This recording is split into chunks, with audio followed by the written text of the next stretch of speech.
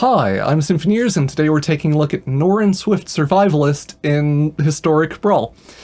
You might detect that there's a bit of a gimmick. I don't know, I just looked at Norin and was like, wait, I've done Oops All One Drops in Standard before. Does that work in historic Brawl? And the answer is basically yes, or I've actually been winning games with it.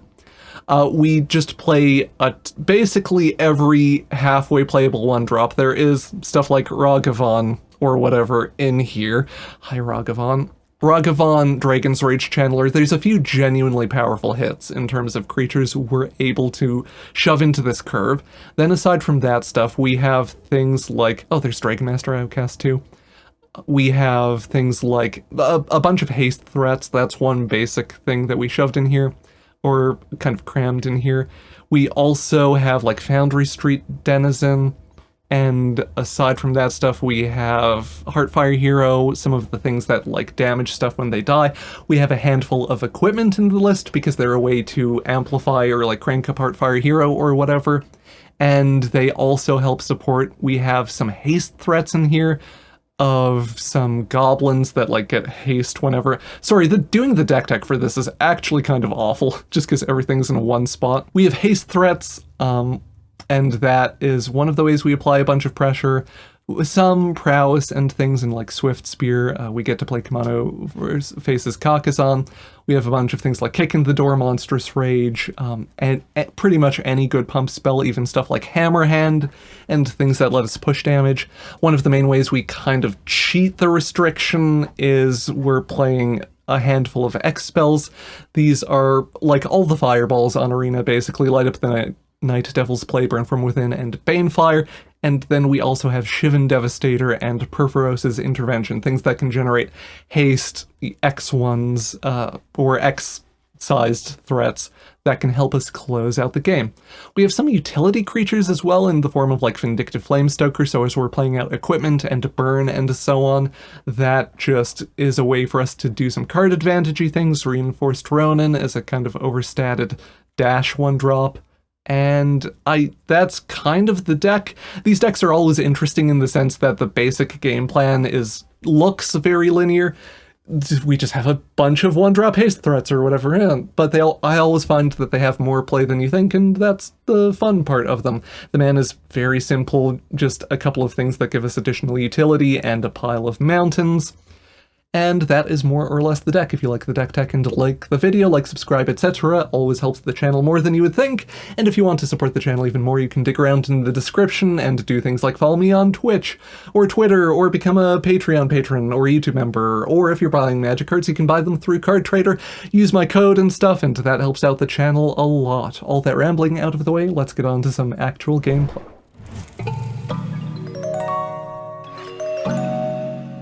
Kimono faces Kakazan, though. Sure.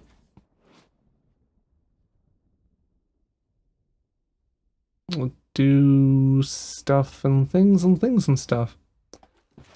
Clavlenio. We would like to do what? I guess Darcy and Norin wouldn't be too bad. Too shabby.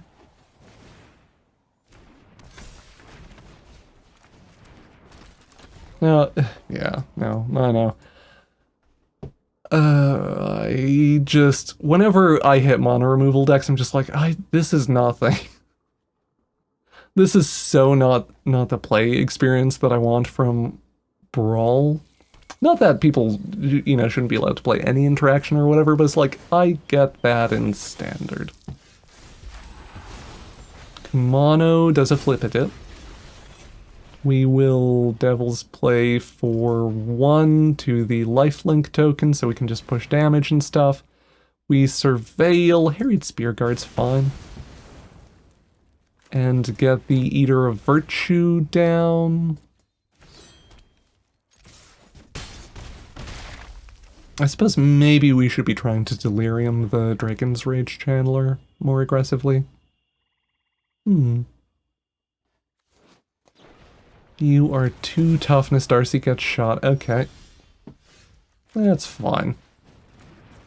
Harried Spearguard, equip the Eater onto the Harried Spearguard so stuff gets haste. Fanatical Firebrand. Vroom vroom. This is red 1-drops deck, yes. Absolutely. Patchwork Banner. Monastery Swift Spear.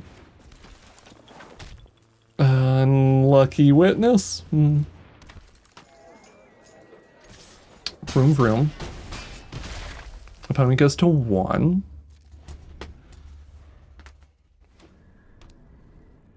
We can Fanatical Firebrand them for lethal, and I think that's neat.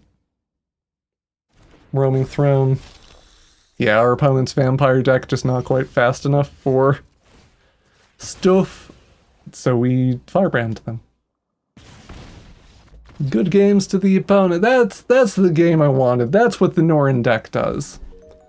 Keep 7. This hand is okay. Bye, Reese. Bye, Reese.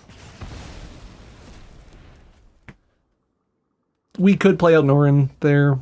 We're maybe supposed to, like, let Reese exist for a minute, but sometimes you just want to shoot Reese turn 1.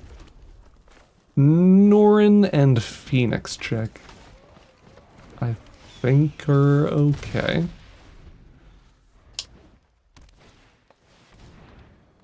Cultivate.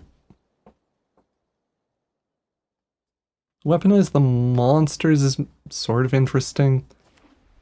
I would love to get additional creatures, although we're not having much luck with that so far. Eater Virtue, give your birds swords. I'm always saying this. Unironically. I have said that multiple times. 5/1 bird goes smash, takes the opponent to 17.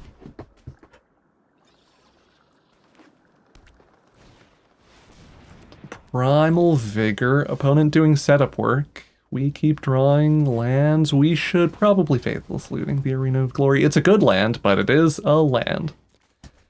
And we need to be pickier about how we push damage.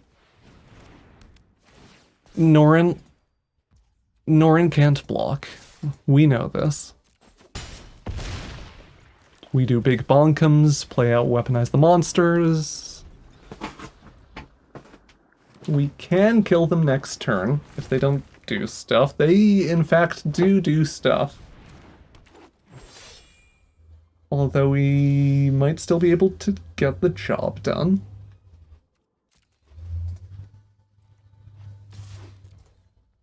Bird. Land does not go bonk. Useless. Pretty much exactly the thing. 2 damage to any target. A bad goblin bombardment is still a goblin bombardment. Woo!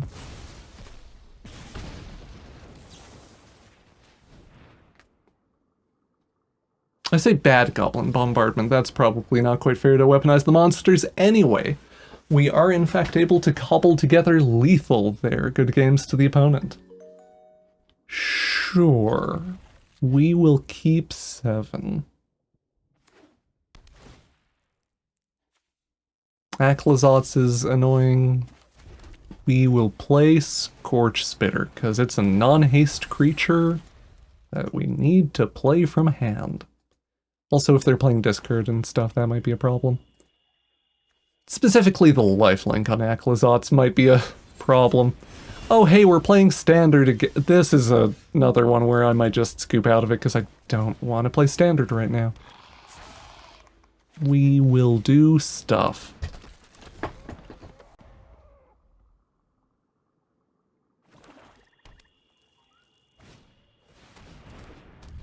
Okay, high growth.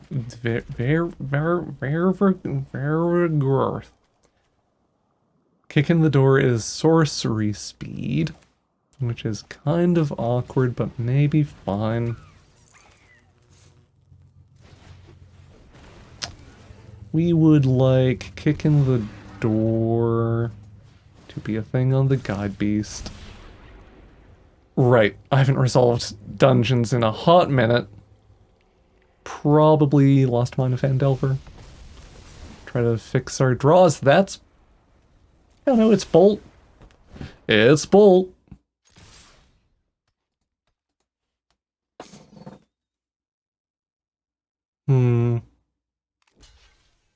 They just trade. I'll take this. Or, sorry, no. Decline the Norin trigger. Opponent goes to 23. We take a Death Toucher off the battlefield.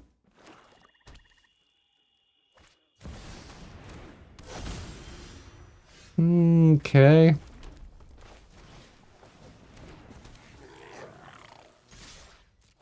Room. Opponent goes to 18.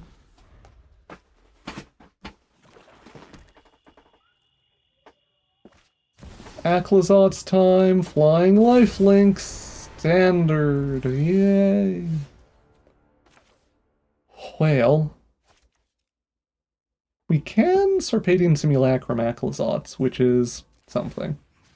I'm gonna say that this is worth it here anyway. Then Grave Pact fires and we toss, or we sack the Percussionist.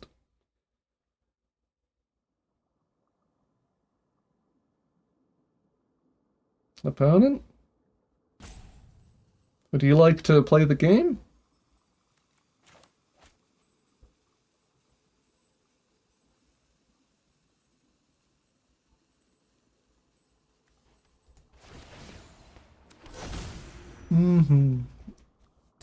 Percussionist goes bye-bye. Shadow Spear's not bad. Vroom. Hit the opponent for 3.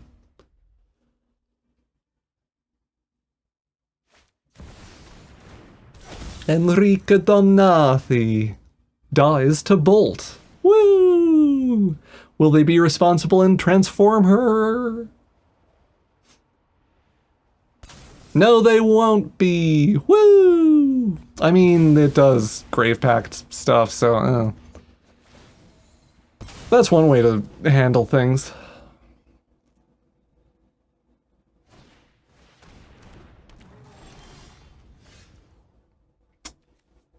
Just Norin. We can Swift Spear, Shadow Spear. It's probably better for us in terms of maybe winning the game. No, if we do this great, I don't care. Get me out of here.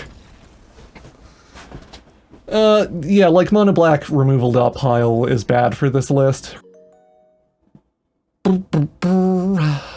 Keep saving. Darcy.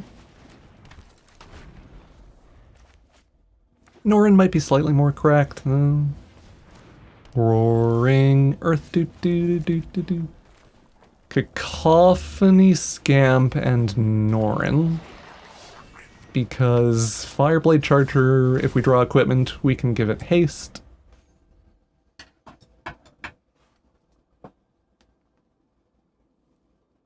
Perforce's Intervention might be helpful versus Roaring Earth putting counters on stuff. Oh, I will kill a Tireless Provisioner. Just you watch. Twice X. Tireless Provisioner is incredibly good, if folks are unfamiliar. One of the best cards on Arena.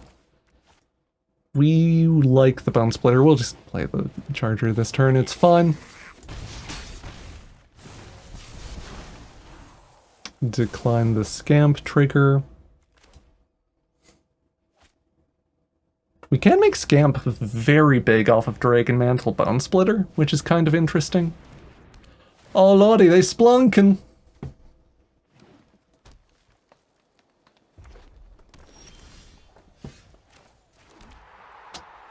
Arena of Glory. Bone Splitter. Brute is good for Delirium. Bone Splitter onto Scamp. Do we also Dragon Mantle Scamp? I suppose we don't have to sack it right away, which is a consideration. Play with fire is an actual magic card. I should have checked. We should have... Oh well. We can just cast it like this, and that works. Ancestral Anger can go into the bin. Maybe Monstrous Rage is cool and good. Big Darcy goes vroom vroom. Opponent goes to 9. We could take this. I think we want to greed. Or I'm certainly thinking about just like Monstrous Rage. We could Monstrous Rage the Fireblade Charger and make damage even more awkward for them. That's a real big Overlord. Okay. 3, 2, 1, let's jam? Do. Decline. Monstrous Rage on this one. Darcy tosses a land. Yeah, we have lethal. Just quite easily or quite comfortably good games to the opponent. I might end the video there just because the games, I don't know, tend to be pretty short. A bunch of the losses I was kind of whiny in because they were just like mono removal standard decks, but I don't know, we'll include some of those, I guess. Yeah, a lot of the losses with this deck in general, or it shares a similar trait with the standard versions of this deck, which is to say, when you win, it's just like, haha, I killed them in 4 turns, yay! And then when you lose, it's just this, like, kind of sad attrition process of like, oh, I needed that 2-1. But that is the way it is. I don't know, that's the deck, that's the game. Thank you for watching, click buttons or whatever, have a wonderful day, bye-bye. Thank you for watching the video, and an extra big thank you to the Patreon patrons and YouTube members that help make these videos possible. Hope you have a wonderful day, bye-bye.